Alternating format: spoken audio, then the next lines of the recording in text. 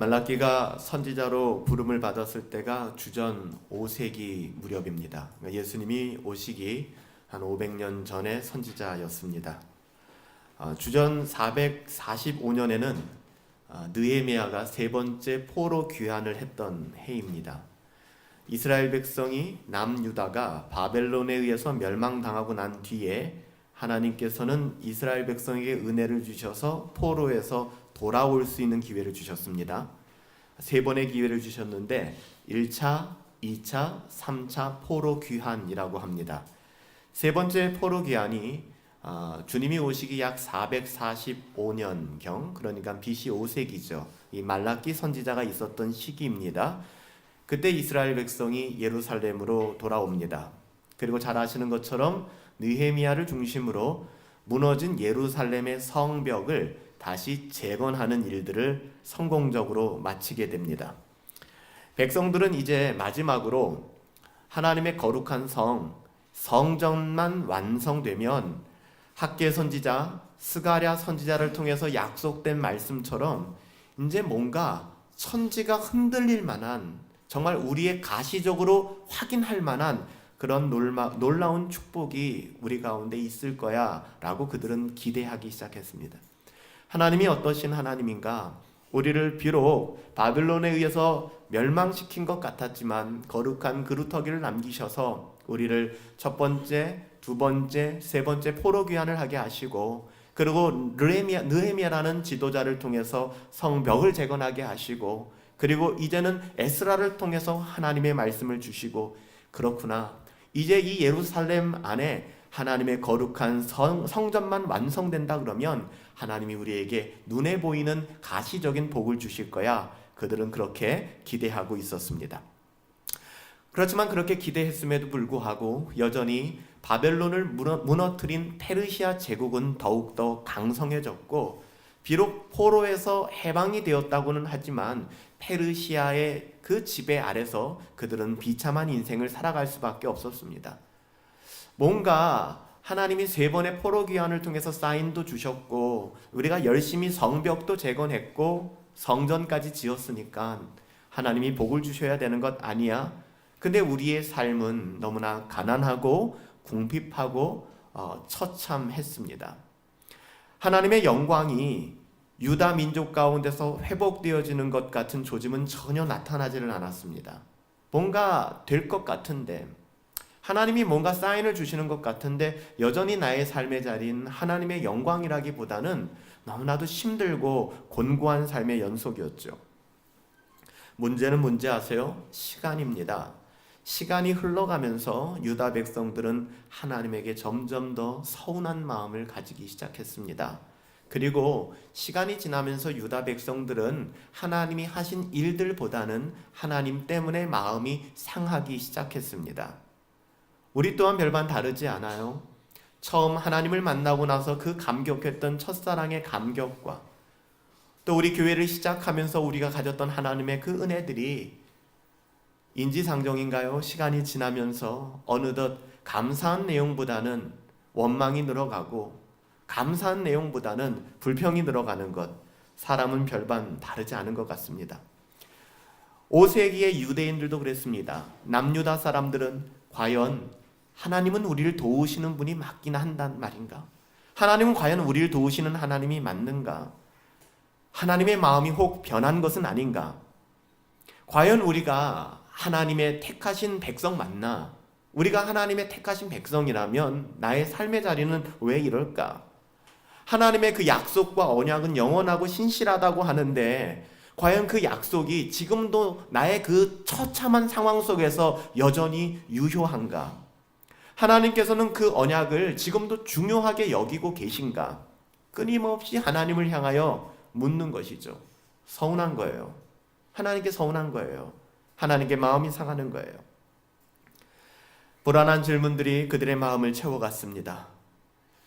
옛날에는 이스라엘과 예루살렘이 세상의 중심이라고 생각하면서 살았는데 그렇게 살았거든요.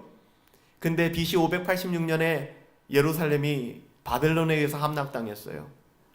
중국 사람들이 중화 사상을 가지고 우리가 세상의 중심이야 라고 생각하는 것보다 더 확실히 그들은 이스라엘이 세계의 중심이고 하나님의 언약나라이며 예루살렘은 무너지지 않을 것이라고 생각했어요.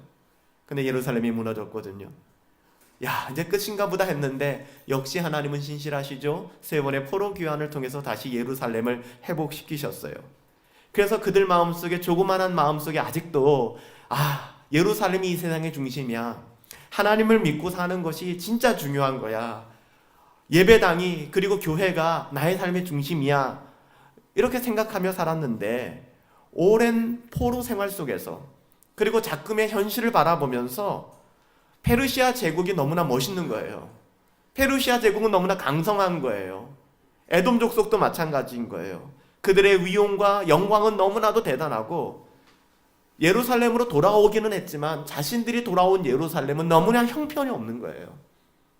다 무너져버린 도시들, 이제 성벽을 재건하긴 했지만 아직도 비참한 상황들. 예전에는 그랬어요. 하나님이 나의 삶의 중심이야. 신앙은 포기할 수 없어. 그래, 예배는 포기할 수 없어. 신앙이 나의 전부야. 그런데 웬걸 대학을 들어가고 직장 생활을 하다 보니까 세상이 왜 이렇게 달콤한지 모르겠어요. 오히려 세상에서 교회 다니지 않고 예수 믿지 않는 형제가 아니죠, 남자와 여자를 바라보면 교회 쪼잔한 형제들과 대충 입고 다니는 자매하고는 비교가 안 되는 거예요. 야, 내가 뭔가 착각을 했나? 항상 나는 교회 중심이라고 생각했고 교회가 전부라고 생각했는데 세상을 바라보니까는 어떻게 보면 함께 신앙생활을 했던 그 사람들보다 훨씬 더 멋있는 사람들이 널려 있는 거예요. 그들이 내 눈에 들어오기 시작하는 거예요.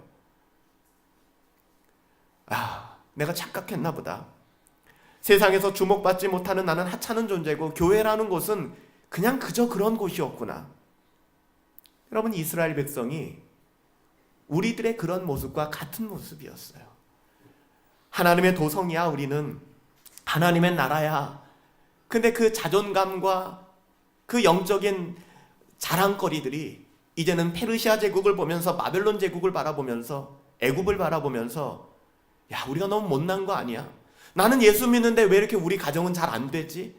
저 가정은 예수도 안 믿는데 왜 이렇게 잘 되지? 그럼 나도 저렇게 살아야 돼. 저 가치를 가지고 살아야 돼. 내가 뭔가 잘못 살았던 것 같아.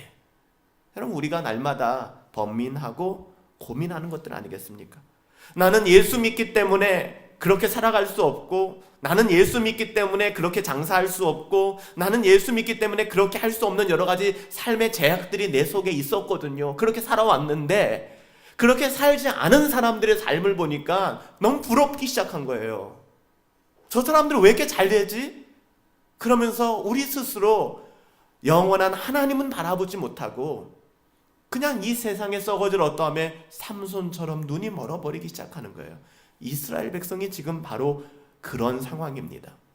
오늘 설교 제목은 우리가 하나님께 서운한 이유예요. 사람은 변하지 않아요. 남유다의 백성들도 하나님께 매우 서운해하기 시작했습니다. 왜 서운했을까? 이런 상황 속에서 그들의 섭섭함은 냉랭함으로 바뀌기 시작합니다. 그래서 여러분, 교회 다니면서 하나님 앞에 섭섭해지기 시작하면 여러분의 표정이 바뀌기 시작해요. 굉장히 냉랭해지기 시작합니다. 그 전까지만 와도 잘 지냈어요, 안녕하세요 인사하던 사람이 그냥 맨 뒷자리에 숨어들듯 앉아가지고 가만히 있기 시작합니다. 냉랭해지는 거예요. 그 마음속에는 하나님을 향한 서운함이 있거든요. 그래서 냉랭해지기 시작해요. 그 냉랭함을 방치하시잖아요. 어떻게 되냐면요, 하나님을 향한 기독교에 대한 환멸과 배신감으로 빠져들게 됩니다. 내가 청소년 때, 내가 청년 때 내가 모든 시간과 모든 것 다 교회에 쏟아부었는데 결국 내 삶은 뭐야? 야, 내가 진짜 바보였구나. 이런 지경에 놓이게 되는 거예요. 여러분, 이런 것은 BC 5세기, 주전 5세기에 살았던 유다 백성만의 경험이라고는 우리는 결코 이야기할 수 없습니다. 짧은 인생을 사는 동안에 우리들도 겪게 되는 그런 도전거리고 시험거리죠. 여러분, 왜 그럴까요? 저는 그렇게 말씀드리고 싶어요. 사랑이 없으면 모든 것이 의무로 바뀌기 시작합니다. 남녀관계도 하물며 마찬가지예요. 그를 향한 사랑이 사라지게 되면 의무로 그 사람을 만나게 됩니다. 부부관계도 마찬가지예요. 부부간의 사랑이 깨어지면 의무적인 관계가 돼요. 부모와 자식 간의 관계도 마찬가지입니다. 사랑이 사라지게 되면 의무적인 관계가 되는 거예요. 그냥 법적인 관계가 되는 거예요. 하나님과의 관계에서도 마찬가지입니다. 사랑이 식게 되면 신앙의 자리에 남는 건 뭔지 아십니까? 의무감만 남게 됩니다. 의무감만 남게 돼요. 그리고 예배는 그 의무감의 처절한 현장이 되고 맙니다. 믿음이 뭘까? 하나님의 약속을 붙잡고 여러분 하나님의 때를 기다리는 것이 믿음 아닙니까? 우리가 믿음이라고 하는 것은 그래요. 지금 당장 내 눈에 보이지 않아요. 때로는 바벨론이 나보다 더 매력적으로 사는 것 같고 더 멋있게 사는 것 같이 보여질 때도 있어요. 도대체 나는 하나님 언제 회복시켜 주실 겁니까? 나는. 여러분 믿음이라는 것은요. 내가 나의 시간을 정하는 것이 아니라 하나님의 약속의 선하심을 붙잡고 하나님의 때를 기다리시는 거예요. 여러분들. 그 때가 1년일 수도 있고요. 10년일 수도 있고요. 아니면 우리가 인생을 마감하는 그 순간일 수도 있습니다. 그 주권은 누구에게 있는 거라고요? 하나님께 있는 거예요. 우리는 기다리는 것입니다. 문제는 뭡니까? 문제는 시간입니다. 이 시간에 우리는 종속되어 있기 때문에 힘든 거예요. 기다려도 그 일이 일어나지 않을 때 우리의 믿음은 아주 큰 도전을 맞이하게 됩니다. 여러분 다 그렇잖아요. 견뎌보셨잖아요. 그렇잖아요. 근데 대부분은 어때요? 내가 이만큼까지 해볼 거야. 내가 좀 참아볼게. 근데 정한 그 시간까지 하나님이 열어주시지 않는 것 같으면 우리는 의심하기 시작하거나 하나님께 서운한 마음을 갖기 시작합니다. 근데 하나님이 이렇게 말씀하시는 거예요. 얘야 나를 믿어. 나는 너의 선한 하나님이란다. 네 아버지란다. 나를 믿으렴. 내가 정한 때가 있어. 이것이 네게 유익할 거야. 여러분 이것을 믿는 것이 믿음입니다. 성경에 나오는 신구약 66권의 수많은 믿음의 사람들이 바로 이 싸움을 싸웠습니다. 이 싸움에 노출되어 있었죠. 우리도 마찬가지고요. 영적으로 메마르고 의무가 사랑을 대치하였으며 하나님을 중심으로 살던 우리가 이제는 하나님을 가장자리로 하나님을 하찮은 곳으로 예수 우리 왕이여가 아니라 예수님을 우리가 부리는 어떤 그 대리자처럼 여기는 법률 대리자처럼 여기는 거예요. 내가 당신한테 지불할 테니까 나 무죄 선고받게 해줘 라고 얘기하는 마치 내가 고객이고 내가 주인인 것처럼. 여러분 이런 시대를 살아가고 있는 사람들에게 주신 말씀이 바로 말라기서입니다. 그리고 하나님께서는 이 말라기 이후 400년 동안 침묵하셨어요. 그만큼 악이 환영했던 시대였습니다. 우리는 이 말라기스를 통해서 이러한 때에 믿음으로 살아가는 것은 과연 어떤 것인가? 과연 믿음으로 살아간다는 건 어떤 것인가? 우리가 무엇을 어떻게 회복해야 하는가를 마주대하게 되는 거예요. 여러분 말라기서는 이렇게 시작합니다. 여호와께서 말라기를 통하여 이스라엘에게 말씀하신 경고라고 이야기를 합니다. 여러분 내가 너 경고할 거야. 경고야 라고 얘기를 하면 어떤 뉘앙스입니까? 굉장히 힘들고 불편하지 않습니까? 대부분 야 너 경고하겠어 라고 얘기하면 그 다음에 나오는 내용은 뭡니까? 너 심판할 거야. 너 가만 안 둘 거야. 너 내가 경고야 라고 얘기하는 거 그 다음에 너 가만 안 둘 거야. 이게 나와야 되지 않겠습니까? 대부분 이 단어는 굉장히 짐스럽고 부담스러운 의미를 내포하고 있는 단어가 경고라는 단어입니다. 근데 보세요. 하나님께서 말라기서를 시작하면서 이 단어 경고라는 단어를 시작하시는 것은 유다 백성이 하나님의 말씀을 짐이나 부담으로 여긴다는 것을 에둘러서 지적하고 있는 말씀이기도 해요. 근데 정말 중요한 건 뭐냐 하면 자 하나님께서 지금 경고하십니다. 근데 잘 들으세요. 그 경고가 뭔지 아세요? 1장 2절에 이렇게 얘기합니다. 내가 너를 사랑해. 여러분 이게 눈에 들어오세요? 하나님이 너 임마 경고하겠어 라고 얘기해놓고 하시는 말씀이 내가 너를 사랑해. 이게 무슨 경고예요? 이게 무슨 경고입니까?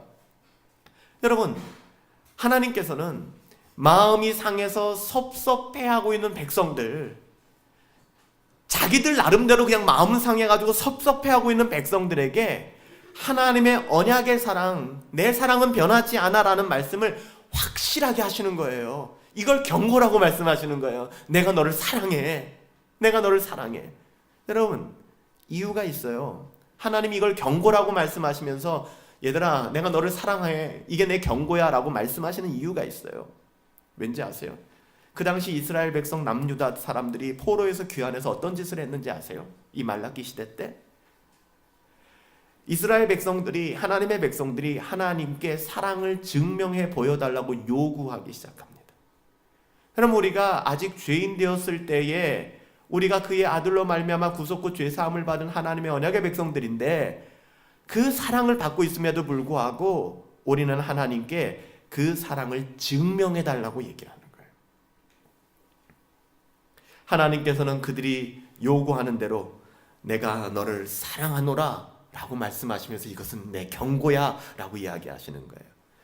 사실 하나님의 사랑을 받는 존재라는 것보다 정말 더 훌륭하게 하나님의 자녀됨을 설명할 수 있는 정체성은 없어요. 우리가 하나님의 자녀라고 이야기한다면 우리의 정체성은 하나님의 사랑을 받는 사람들이에요. 하나님의 사랑을 받는 사람들. 하나님의 백성은 하나님의 사랑의 대상입니다. 하나님이 사랑하시는 사람들이에요. 하나님께서는 이렇게 말씀하심으로써 자꾸만 서운한 마음을 가지고 불평하고 원망하고 냉소적으로 살아가는 하나님의 자녀들에게 말씀하시는 겁니다. 내가 너를 사랑한다. 너는 하나님의 자녀다. 나의 자녀다. 근데 유다 백성들은 이런 하나님께 또 뭐라고 얘기하는지 아세요? 오늘 본문에 보면 주께서 우리를 어떻게 사랑하셨나이까? 라고 묻는 거예요. 당신 나한테 해준 게 뭐야? 라고 묻는 거예요. 아이들이, 자녀들이 정말 부모님들의 눈물과 정말 피땀으로 그렇게 자라놓고서 이제 머리 좀 커지니까 부모를 향해서 얘기하는 거예요. 엄마가 나한테 해준 게 뭐야? 아빠가 나한테 해준 건 뭔데? 그리고 방문 꽝 닫고 들어가 버리는 거예요. 지금 이스라엘 백성이 하나님을 향하여 주께서 우리를 어떻게 사랑하셨나이까? 하고 문 닫고 들어가 버리는 거예요. 이 말은 무엇을 의미합니까? 사랑하신다는 게 고작 요겁니까? 나 사랑한다며. 근데 고작 이거예요? 또는 그따위 사랑이 넌 필요 없습니다 하나님. 나 그런 사랑 필요 없어요 라고 말하는 것과 지금 똑같은 상황입니다. 여러분, 이 반응은 이 말을 하는 사람들이 얼마나 심각한 마음에 그런 불편함이 있는지, 마음이 상해 있는지를 아주 잘 보여주는 말이에요. 지금 당장 고통스러운 상황이 변하지 않는다면 인간은 고통 속에서 과거의 사랑의 기억조차 더욱더 고통스럽게 만드는 거죠. 내가 너를, 이스라엘 백성을 내가 바벨론 땅에서 구원해냈잖아. 1차, 2차, 3차 내가 포로 귀환해냈잖아. 내가 느헤미야를 통해, 에스라를 통해 말씀을 줬잖아. 그때 받았던 은혜가 오히려 더 처참해지는 거예요. 마치 이스라엘 백성이 광야, 출애굽해서 광야에 들어왔지만 광야의 삶이 너무 고단하니까 뭐라고 얘기해요? 차라리 애굽으로 돌아가지. 차라리 우리를 애굽에서 꺼내내지 않았더라면 우리가 비록 종이지만 그 주인들이 던지는 음식들 먹으면서 배부르게 살았을 텐데, 이런 얘기를 하기 시작하는 거예요.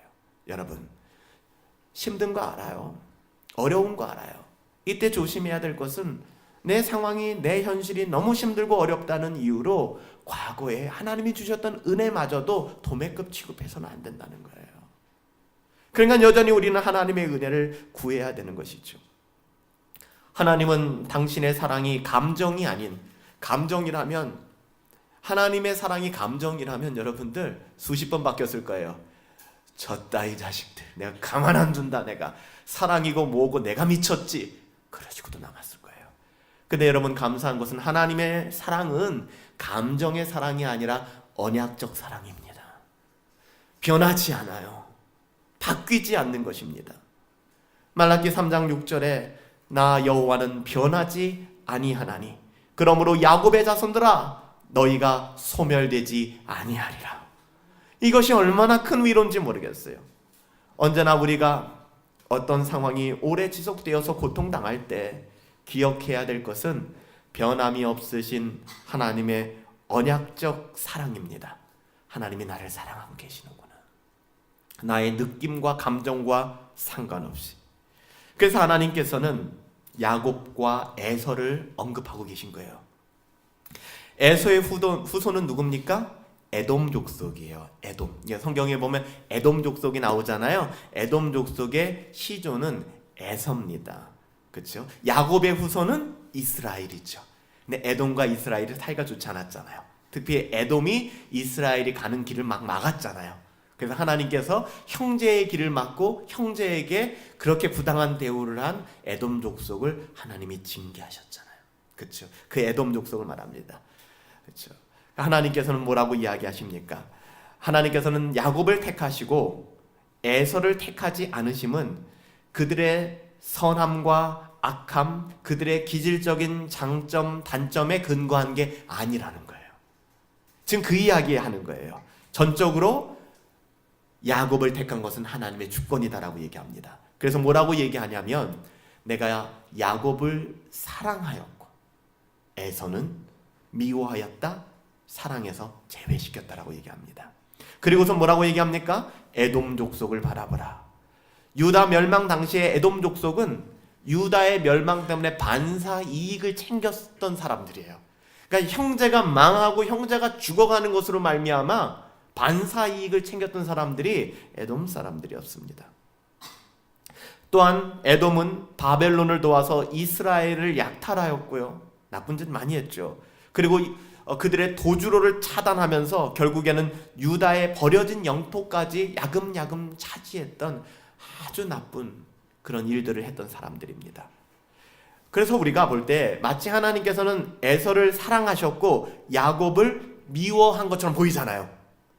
그러니까 성경을 보지 않으면 주어진 환경으로는 야곱의 자손은 바벨론에 의해서 완전히 망해버리고, 그렇죠?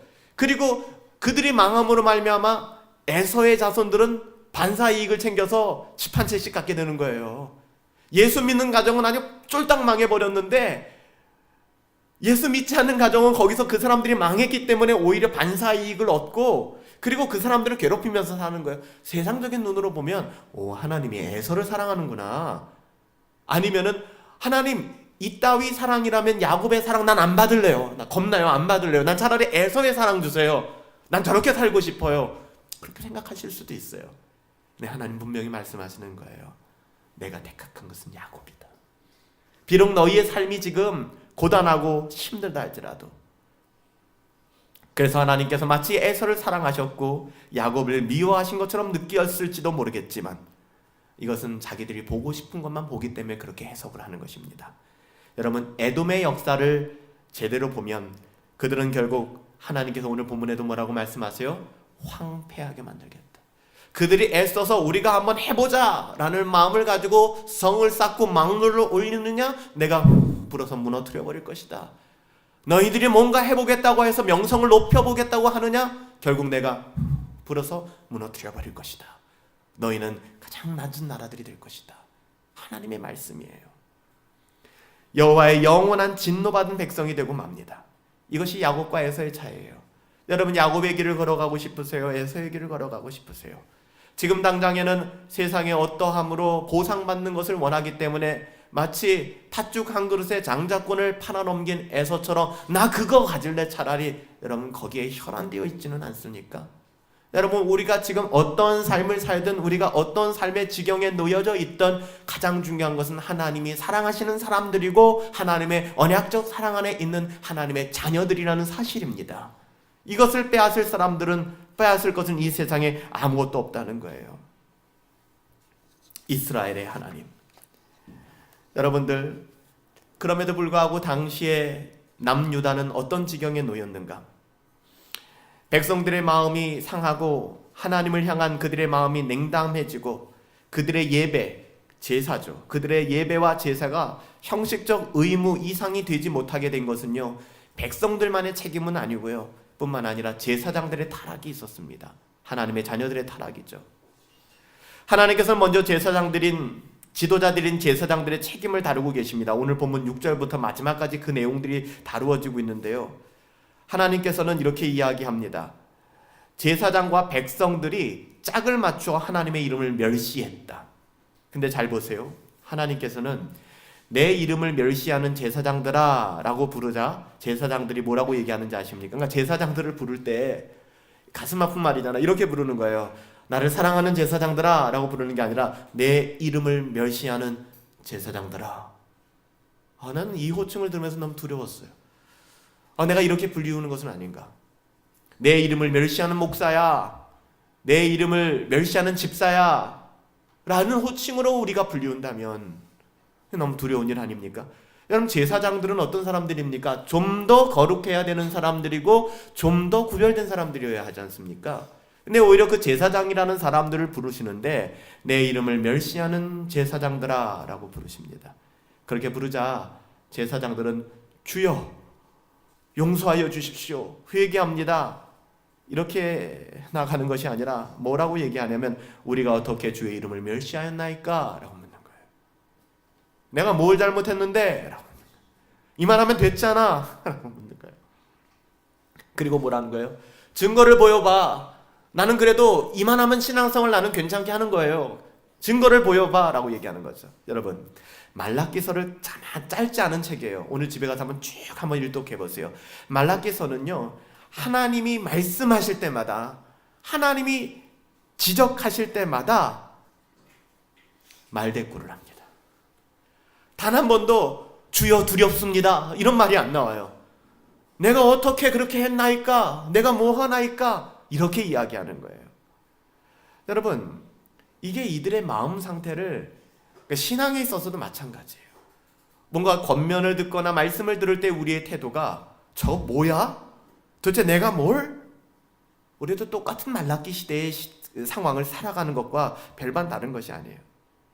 기본적으로 이것은 죄인이 하나님 앞에 가질 수는 없는, 가져서는 안 되는 굉장히 건방진 태도입니다. 그들은 자식이 아버지를 혹은 종이 주인을 공경하는 수준의 공경조차도 하나님께 하지 않는 거예요. 나중에 뭐라고 얘기합니까? 너희가 그따위 것으로 너희 황제에게 바쳐봐. 황제가 너희 것을 받을 것 같아? 그 정도로 얘기하는 거예요. 그것을 너희 보이는 이 세상에 너희들이 잘 보이기를 원하는, 너희들이 학생이라면 뭐 대학 너희들의 진학을 담당하고 있는 교수, 학점을 담당하고 있는 누구, 아니면 직장의 상사에게 그 정도 수준으로 너희의 마음을 들여봐. 그 사람이 받나? 너희는 그것도 안 되는 수준으로 나를 대하는구나. 하나님이 친히 말씀하시는 거예요. 하나님은 그들의 아버지요 주인이심에도 불구하고 하나님이 안 보이니까, 하나님이 지금 떡하니 나타나서 나다 그러면 다들 진짜 두려워할 텐데 하나님은 안 보이니까, 보이지 않는 하나님은, 우리의 착각이 뭔지 아세요? 우리의 눈에 보이지 않는 하나님은 우리를 보지도 못하실 것이라고 우리는 착각하는 거예요. 하나님은 우리 눈에 보이지 아니하시지만 하나님은 우리를 보고 계세요. 우리의 생각까지도 보고 계세요. 이 자리에 앉아서 무슨 생각을 하는지도. 하나님은 그들의 요구대로 증거를 대십니다. 그들은 하나님께 드리는 제물을 하찮게 여겼어요.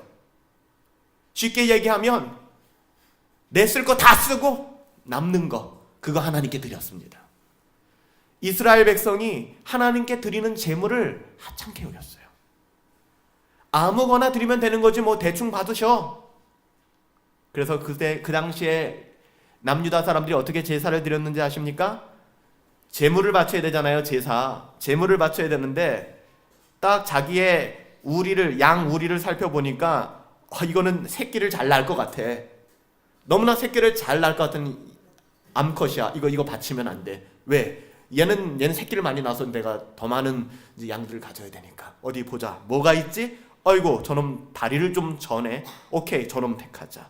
아이고 요놈은 좀 약간 피부색이 좀 이상하네. 이거 뭐 안 되겠다. 그런 것만 모으기 시작하는 거예요. 그리고 하나님 앞에 그것을 제물로 올려드리는 것입니다. 오늘날은 제물을 드리지 않아요.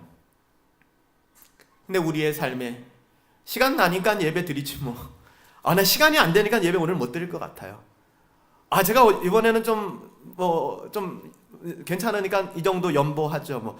이번엔 다음 달엔 내가 여행도 가야 되고 뭐도 잡아놔서 연보 이번엔 못 할 것 같아요. 딱 이겁니다. 하나님의 것을 하나님의 것이라 더 이상 생각하지 않는 거예요. 그리고 내가 다 쓰고 맨 마지막에 연보. 내가 할 거 다 하고 남는 거 털어서 예배. 그래서 저는 오늘 예배 못 갈 것 같아요. 왜요? 내 시간에 주인은 저니까요. 여러분, 말라기 시대 때의 시대상이 바로 이겁니다. 버려도 아깝지 않은 짐승을 제물로 가져왔고 제사장들은 그것을 아무 문제 없이 받았습니다. 제사장들마저도 여러분 그러시면 안 됩니다. 하나님 앞에 가장 좋은 것 드리세요. 여러분 그러시면 안 됩니다. 하나님 앞에 처음껏 드리세요. 이렇게 말하지 않고 괜찮아요? 그 정도면 괜찮습니다. 가져오세요. 고맙습니다. 라고 얘기하기 시작한 거예요. 제사장과 백성들이 쌍으로 하나님 앞에 그런 말도 안 되는 대우를 하기 시작한 겁니다. 백성들은 이렇게 생각했을 거예요. 제사를 드렸으니까 됐지 뭐. 주일날 나 예배 갔으니까 됐지 뭐. 나 그래도 헌금 했으니까 됐지 뭐. 제사장들은 그런 재물을 받고 그냥 그 사람의 신앙을 썩 괜찮은 사람이라고 인정해 줬을지도 모르겠습니다. 여러분, 본문을 조금만 주의 깊게 살펴보시죠. 하나님께서 구체적으로 뭐라고 얘기하냐면 더러운 떡을 제단에 드렸다라고 말씀하시지만 이 말씀에도 이스라엘 백성 뭐라고 얘기합니까? 우리가 어떻게 주를 더럽게 했습니까? 라고 묻는 거예요. 이쯤 되면 막가자는 거죠. 그러니까 하나님이 말라기 선지자 이후 400년 동안 안 쳐다본 거예요. 이스라엘 백성들을. 돌아보진 않으시는 거예요. 정신 차리라고. 두려워요. 우리들의 모습과 별반 다를 게 없잖아요, 지금. 이제 하나님은 그들이 한 말로 증거를 제시합니다. 7절 말씀이죠. 너희가 여호와의 식탕은 경멸히 여길 것이라 말했다고 지적합니다. 이것뿐이 아닙니다. 12절에서 13절에 보면 하나님은 그들이 한 말을 그대로 증거로 제시하는데요. 그들은 여호와의 식탁은 더러워졌고 그 위에 있는 과일 곧 먹을 것은 경멸히 여길 것이라 라고 말하면서 하나님의 이름을 마구마구 더럽히기 시작합니다. 이 일이 얼마나 번거로운고. 목사님 주중 예배요? 공적 모임이요? 순 모임이요? 교리 모임이요? 너무 번거로워요. 너무 힘들어요. 그러면서 코웃음을 치는 거예요. 아무거나 잡히는 대로 가서 가지고 와서 그냥 제사를 드리고 내가 시간 남을 때 와서 예배 드리고 내가 하고 싶은 대로 생활하고, 이 모습이에요. 여러분, 이것을 공동번역으로 좀 번역하는 성경을 제가 좀 읽어드릴게요. 12절부터 13절에 공동번역은 이 부분을 뭐라고 번역하냐면 한번 읽어드립니다. 그런데 너희는 주께 차려 올릴 제사상 더러움은 어떠하냐? 아무 음식이나 드리면 됐지 하면서 나의 이름을 욕되게 하는구나. 에이 귀찮아 이렇게 투덜거리면서 바치고는 나를 우습게 보지도 않는구나. 만군의 야훼가 말한다. 너희는 남의 짐승을 훔쳐다가 바치고 절뚝거리는 병든 짐승을 바친다. 그런데 그 재물을 달갑게 받을 것 같냐? 내 말이 틀리냐? 이게 여러분 공동번역의 번역이에요. 무슨 말입니까? 이것은 오늘날 교회 지도자인 목사들과 교회와 그리고 교회의 성도들을 향하여 주시는 말씀과 별반 다를 것 없습니다. 설교를 대면할 때도 목사들이 설교요? 그냥 하면 되는 거 아니에요? 전 수십 년 해왔는데요. 가볍게 생각합니다. 가볍게 생각합니다. 듣는 여러분들도 오늘 목사님 설교는 좀 부드러웠네. 오늘 목사님 설교는 좀 셌네. 오늘 목사님 설교는 좀 지루했네. 오늘 목사님 설교는 좀 재밌었네. 그 정도로만 설교를 받아들이기 시작합니다. 예배, 우리 성도들 그거 별거 아닙니다. 대충 1시간 앉아서 드리면 되는 거 아닙니까? 일반적으로 말하면 이렇게 옮길 수도 있을 것 같아요. 이렇게 주일 예배 참석하는 게 어딘데요? 주일날 나오는 게 얼마나 힘든지 아십니까? 일주일 동안 일하고 이거 해라 저거 해라. 너무 주문이 많은 거 아니에요? 교회는 그냥 와주면 되는 건데 이거 말고도 우리가 예배를 어떻게 드리는가에 대한 느낌들 굉장히 많을 겁니다. 하나님의 무서운 책망을 듣는 이 사람들, 지금 말라기서의 이 사람들은 어떻게 보면 제사를 한 번도 빼먹지 않은 사람들일 거라는 게 더 무서운 생각이 드는 거예요. 한 번도 교회에 빠져본 적 없고 나름대로 신앙생활을 한다는 사람들. 근데 여기에 아주 중요한 게 하나 빠졌어요. 아주 중요한 거. 이것 때문에 그들은 망하게 된 거예요. 뭐가 빠졌는지 아세요? 하나님을 향한 사랑이 없어요. 하나님을 향한 경외가 없어요. 하나님을 사랑하지도 않고 하나님을 두려워하지도 않아요. 하나님은 8절에 더 말씀하십니다. 너희가 눈먼 희생제물을 바치는 것이 어찌 악하지 않느냐. 저는 것 병든 것을 드리는 것이 어찌 악하지 않느냐. 이제 그것을 너희 총독들에게 한번 바쳐보아라. 그가 그것을 기뻐 받을 것 같느냐. 네가 한번 그런 거 받아봐라. 누구한테. 넌 마음 좋을 것 같니? 시간 남으니까 만나자는 친구 여러분 좋습니까? 여러분이 만나자 그러면 절대 안 만나면서 야, 나 시간 좀 남는데 좀 만나자. 여러분 만나주시겠어요? 그런 친구? 여러분도 안 만날 겁니다. 하나님께서는 이스라엘 백성들을 향하여 그들이 재물을 고를 때 병든 것, 눈먼 것, 저는 것, 어차피 나에게 별로 필요 없는 것, 이런 재물을 바치고자 하는 그런 생각들, 그러면서도 그들이 하나님께 은혜를 구했고 불쌍히 여겨달라고 기도했더라면 하나님의 은혜 가운데 있었을 텐데 그들은 여전히 무엇이 잘못되었는지도 모르고 살아가는 거예요. 두려운 거예요. 이런 일들이 우리의 삶에 그대로 일어나지는 않는지, 나의 삶에 하나님을 향한 경외감이 없고 하나님의 그 하나님 자신에 대한 하나님은 내게 너무 소중한 분이에요. 너무 중요한 분이에요. 그렇게 고백함에도 불구하고 주일에는 하나님을 대하는 태도, 매 순간 우리가 하나님을 대하는 태도, 우리가 예배는 여간에서는 예배는 빠지지 않고 외모와 형식으로는 흠잡을 데가 없죠. 그럴 수도 있어요.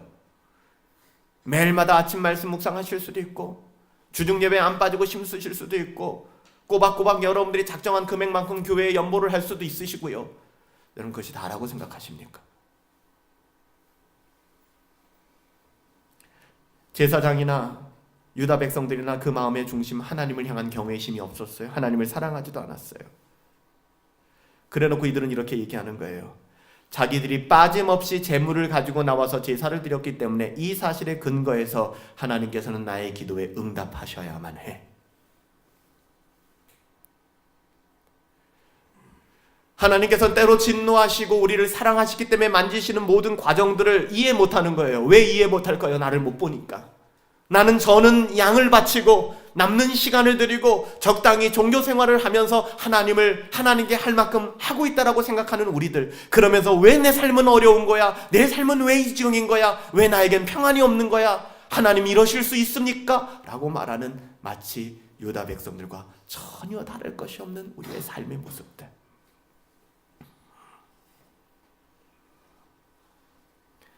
하나님께서 자신들이 기도하고 바라는 대로 응답하지 않자 이 종교적 유의 속에서 하나님을 향한 섭섭함과 냉담함이 점점 깊어져 갔던 거예요. 이 남유다 사람들. 신앙생활은 하나님을 더 사랑하고 인내하게 하지만 여러분, 신앙생활은 하나님을 더 사랑하게 하고 끝까지 인내하게 만들지만 종교생활은 하면 할수록 점점 더 마음이 굳어지고 냉랭해집니다. 신앙생활을 내가 왜 그토록 오래 했는데 지금 이렇게 냉랭하고 암담한 상태에 있는가? 신앙생활이 아니라 종교생활을 하신 것입니다. 종교생활의 근본은 내가 한 것에 근거를 두기 때문에 그래요. 그래서 여러분 종교생활에는 우리의 마음을 따뜻하게 하는 게 없습니다. 하나님께서 폭탄선언이라고 할 수 있는 말씀을 이야기하십니다. 10절 말씀에 만군의 여호와가 이르노라 너희가 내 제단 위에 헛되이 불사르지 못하게 하기 위하여 너희 중에 성전의 문을 닫는 자가 있었으면 좋겠다. 다시 말하면 잘못된 예배자들, 하나님을 능멸하는 예배가 성행하지 않도록 누군가가 교회를 폐쇄했으면 좋겠다. 차라리 교회 나오지 말아라 얘기하시는 거예요. 이 아픈 마음을 여러분 이해하시겠습니까? 선지자가 이렇게 외치는 마음을 이해하시겠어요, 여러분? 내가 너희를 기뻐하지 아니하며 너희가 손으로 드리는 것도 난 안 받을 거야. 유다 백성을 향한 하나님의 말씀이세요. 이런 재물 받고 싶지 않아. 이런 말도 안 되는 엎드려서 절받기 하고 싶지 않아. 차라리 예배당 문 닫아. 성전문 닫아버려. 너희가 드리는 재물, 그 잘난 것 내가 그걸 만든 하나님이야. 그 잘난 것 하나 띄워드리면서 너희 그렇게 너희의 자랑을 하려고 하니 나 그거 받지 않을 거야. 여러분, 유다가 망하기 전에도 이런 경험이 있었잖아요. 예레미야 선지자가 예루살렘 성전문 앞에서 이런 예언의 메시지를 전했습니다. 만군의 여호와 이스라엘의 하나님께서 이같이 말씀하시되 너희의 길과 행위를 바르게 하라. 그리하면 내가 너희로 이곳에 살게 할 것이다. 너희는 이곳이 여호와의 성전이라 여호와의 성전이라 여호와의 성전이라 하는 거짓말 믿지 말아라 라고 얘기하는 거예요. 여러분, 성전은 무엇입니까? 하나님이 거하시는 곳이잖아요. 전혀 그렇게 살지도 않으면서 이것이 성전이라 성전이라. 우리 집 현관문 앞에다가 교회 교패 하나 딱 박아놓고, 그리고 매주일 내가 교회 출석카드 내고 출석하는 교회만 있으면 오케이, 나는 거룩한 성전이다. 믿지 말아라. 믿지 말아라. 하나님께서는 이런 더러운 제사를 드림으로 하나님의 이름을 능멸하는 자들을 향하여 이런 저주를 바라십니다. 그러나 우리가 여기서 주목해야 될 것은 11절 말씀이에요. 우리가 찬양으로도 많이 하는 말씀이 여기에 들어있어요. 만군의 여호와가 이르노라. 해 뜨는 곳에서부터 해 지는 곳까지 이방 민족 중에서 내 이름을 크게 될 것이라. 각처에서 내 이름을 위하여 분향하며 깨끗한 제물을 드리리니 이는 내 이름이 이방 민족 중에서 크게 될 것입니다. 우리가 해 뜨는 데서부터 해 지는 데까지 대부분 밝은 찬양들이거든요. 여러분, 하지만 우리가 찬양하는 것처럼 해 뜨는 데부터 해 지는 데까지 율동하면서 밝은 그런 뉘앙스의 말씀이 지금 아닙니다. 즐거운 분위기에서 나온 말씀이 아니에요. 너희가 나를 경멸한다고 할지라도 교회에 다닌다는 우리들, 하나님을 사랑한다고 하지만 저는 것과 필요 없는 것으로 하나님을 모욕하는 너희들이 나를 경멸한다 할지라도 나는 어떤 존재라는 거예요. 내 이름은 온 세상 위에서 높임을 받게 될 것이고 이것이 나의 작정이다. 이것이 하나님의 선언입니다. 여러분, 우리가 잘나서 이 자리에 나와 있는 것이 아니라 돌들로도 아브라함의 자손을 만드실 수 있는 하나님이신데 그런 우리를 부르신 거예요. 너희 따위가 나를 예배하지 않는다고 할지라도 내가 작정하고 뜻하면 모든 이방의 열국들이 나를 높이고 찬양하게 될 것이다. 그렇기 때문에 하나님을 찬양할 수 있다는 것, 하나님을 예배할 수 있다는 것은 어마어마한 특권이고 감사의 제목이 되는 거예요. 주님께서 예루살렘에 나귀를 타고 입성하실 때 환호하는 백성들을 책망하는 바리새인들, 호산나 다윗의 자손이여를 외치며 환호하는 사람들을 바리새인들이 막아서기 시작합니다. 그만해, 저 예수 아무것도 아니야. 그때 예수님이 뭐라고 말씀하십니까? 내가 너희에게 말하노니 만일 이 사람들이 침묵하면 돌들이 소리 지를 것이다. 여러분, 하나님의 영광은 우리 따위 같은 것들이 어떻게 한다고 좀 더 커지고 광활해지는 것이 아닙니다. 하나님의 영광은 영원한 것이고 완전한 것입니다. 우리가 하나님을 찬양하지 않는다면 하나님께서는 돌들이 입을 열어서 돌들이 하나님을 찬양하게 하겠다고 말씀하시는 거예요. 그러니까 우리가 뭔가 하나님 앞에 해드린다고 나 좀 대단하다라고 생각하는 것이 얼마나 어리석은 것인지를 우리는 돌아봐야 합니다. 이런 말씀을 정리합니다. 하나님을 향한 사랑이 식으면 예배는 형식적이 됩니다. 예배 자체를 그만두지는 않아도 그냥 예배는 형식이 되고 말아요. 여러분 어떻습니까? 하나님께 대한 감동이 있으세요? 하나님의 은혜가 무엇인지 여러분 경험되십니까? 오늘은 11월 마지막 주일이에요. 2018년도 회기를 마무리하면서 아직 1년이 남았지만 여러분, 우리들의 지난 신앙을 돌아보십시오. 하나님께 대한 여러분들의 마음은 어땠는지, 여러분의 지금의 예배는 어떤지. 여기 서 있는 저요, 이 말씀을 준비하고 이 말씀을 묵상하면서 저는 그래요. 이 자리에 계신 여러분들, 저와 함께 하나님의 하나님 되심을 높이고 그 하나님 앞에 온전한 예배를 드릴 수 있게 되길 전 소원합니다. 근데 여러분들이 예배를 보이콧 하시겠다고요? 안 나오시겠다고요? 예배 때 작정하시고 뭐 주무시고 딴짓 하시겠다고요? 아무 상관없습니다. 하나님은 돌들로도 영광을 받으실 분이세요. 이 자리에 이것을 깨닫고 하나님을 경외하고 하나님을 예배할 수 있는 그것이 얼마나 큰 복인지 여러분들 깨달으시기 바랍니다. 우리의 신앙생활에 있어서 하나님께서는 오늘 말라기서를 통해서 하나님의 사랑을 회복하라고 하십니다. 여러분, 다른 질문 말고요. 여러분은 하나님을 사랑하십니까? 다른 질문 안 할게요. 뭐 교회 나오세요, 뭐 하세요 말고요. 여러분은 하나님을 사랑하십니까?